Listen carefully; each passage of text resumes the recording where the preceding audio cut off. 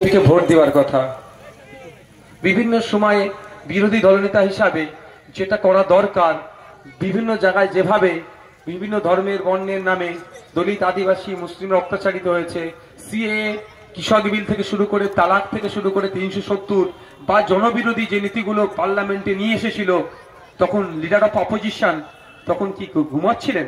তেনার ভূমিকা এবং বিগত দিনে যেভাবে তিনি বললেন যে বিজেপিকে ভোট দেওয়ার সওয়াল করলেন এবং আগামী দিনে তিনি যে বিজেপিতে যাচ্ছেন পা বাড়িয়ে রেখেছেন, সেই জন্য তাকে ছোট মোদি বলা হলো। দাদা বলছি, জলঙ্গি দক্ষিণ জোনের ব্লক তৃণমূল সভাপতি উনি প্রকাশ্যে হুমকি দিচ্ছেন যে ভোট যদি না হয় তো আগামী 7 তারিখের পরে এটা ফিরে যাবে। কি বলবেন? ইলেকশন কমিশনে এই বিষয়টা জানানো হচ্ছে। দেখুন, তৃণমূল কংগ্রেসে যারা বুথের স্তরের ছোট ছোট চারানার নেতা এই ধরনের হইই করছে, তাদের ভাবা দরকার যে অনুব্রত মণ্ডল কিন্তু এখন জেলের ভাত খাচ্ছে, বালুদাও জেলের ভাত খাচ্ছে, দলের মহাসচিব সেও কিন্তু জেলের ভাত খাচ্ছে, এবং সন্দেশকালীন স্বঘোষিত সম্রাট শাহজাহান শেখও কিন্তু জেলের ভাত খাচ্ছে। সুতরাং যারা অন্যায় কাজ করবে তাদেরকে ছাড়া হবে না। যারা গণতন্ত্রকে হত্যার কথা বলে তাদেরকে আমরা সমাজ বিরোধী ছাড়া আর কিছুই বলি না। তৃণমূল কংগ্রেস স্বচ্ছতার কথা বলে, ফ্রি অ্যান্ড ফেয়ার ইলেকশনের কথা বলে, তাহলে তার দলের ব্লক সভাপতি এই ধরনের অবাঞ্ছিত মন্তব্য করছে, তার বিরুদ্ধে কি ব্যবস্থা গ্রহণ করে অভিষেক বাবু, মমতা ব্যানার্জি, আবু তাহের খান সাহেবরা, সেটাও এখন দেখতে চাইছি। অ্যাকচুয়ালি হারের ভয়ে এখানে দেখছে আমাদের হাবিব শেখ ভাই পার্লামেন্টে যাচ্ছে, যেভাবে স্বতঃস্ফূর্তভাবে এই সমাবেশে মানুষজন এসে উপস্থিত হচ্ছে, এই হারের আতঙ্কে এই ধরনের ভুল বকতে শুরু করেছে। দাদা, আজকে দমকলের 4 জায়গা থেকে বোমা উদ্ধার হয়েছে এবং জলঙ্গি থেকেও 1 জায়গা থেকে।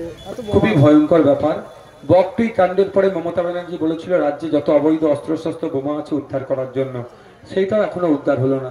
এর দায়িত্ব রাজ্য সরকারকে নিতে হবে। আমি চাই সারা রাজ্যে শান্তিপূর্ণভাবে নির্বাচন হোক।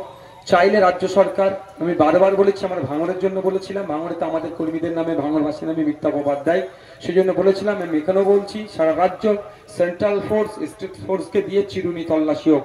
যত অবৈধ অস্ত্র শস্ত্র বোমা গুলি পিস্তল আছে উদ্ধার করে বাংলার মানুষ যাতে শান্তিতে ভোট করতে পারে তার ব্যবস্থা করুক, যাতে শান্তিতে থাকতে পারে।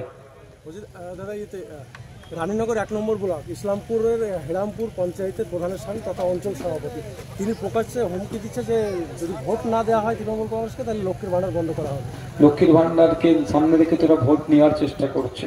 লক্ষ্মীর ভান্ডারটা সরকারি প্রকল্প, তো মমতা ব্যানার্জি নিজের কার্ড থেকে দিচ্ছে না, ওই প্রধানের স্বামী নিজের টাকা থেকে দিচ্ছে না, বরঞ্চ ওই প্রধানের স্বামীরা দেখুন বিভিন্ন প্রকল্প থেকে টাকা লুট করছে। তো আমরা চাই লক্ষ্মীর ভান্ডারের নামে মায়েদেরকে আবদ্ধ করে রাখতে নয়, আমরা মায়েদেরকে স্বাবলম্বী করতে চাই।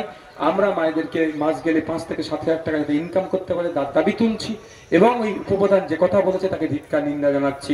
এই ভোটের সাথে লক্ষ্মী ভান্ডারের কোনো সম্পর্ক নাই, শুধুমাত্র ভোট পাওয়ার জন্য মায়েদেরকে ভয় দেখাচ্ছে। আচ্ছা, আইএসএফ কে কেন ভোট দেবে মানুষ? অল্টারনেটিভ, আইএসএফ মানুষের কণ্ঠ হয়ে পার্লামেন্টে যাবে। ভোটটা কেন দিতে হয়? এই নির্বাচনী ক্ষেত্রে মানুষের অভাব অভিযোগ চাওয়া পাওয়া বলে পার্লামেন্টে বলা, এবং যে বিলগুলো আসবে বা সংশোধন হবে যদি জনগণের বিপক্ষে যায় তার বিরোধিতা করা, বা জনগণের পক্ষে আসলে তার সুষ্ঠু আরো ভালোভাবে যাতে আসে তার পক্ষে বলা, এবং ইউনিক আইডিয়া থাকলে সেখানে শেয়ার করা, যেখানে দেশের আইন তৈরি হয়। সেই আইএসএফ সেই দায়িত্বটা পালন করবে।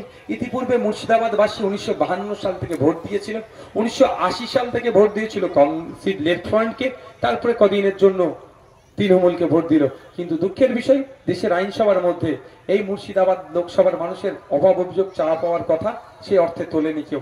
সেই জন্যই মুর্শিদাবাদবাসীর কাছে আহ্বান করছি, আপনারা ভোট দিয়ে আমাদেরকে পার্লামেন্টে পাঠান। আমাদেরকে পার্লামেন্টে পাঠালে আপনাদের কথা পার্লামেন্টে আমরা উত্থাপন করব। আচ্ছা, প্রথমে তো আপনারা তো আইএসএফ মানে সবার সঙ্গে জোট করবো বলেছিলেন, বাম কংগ্রেস সকলের সঙ্গে, কিন্তু কেন? আমরা সব সময় বলেছিলাম এই বিজেপি তৃণমূলকে পরাস্ত করব, কিন্তু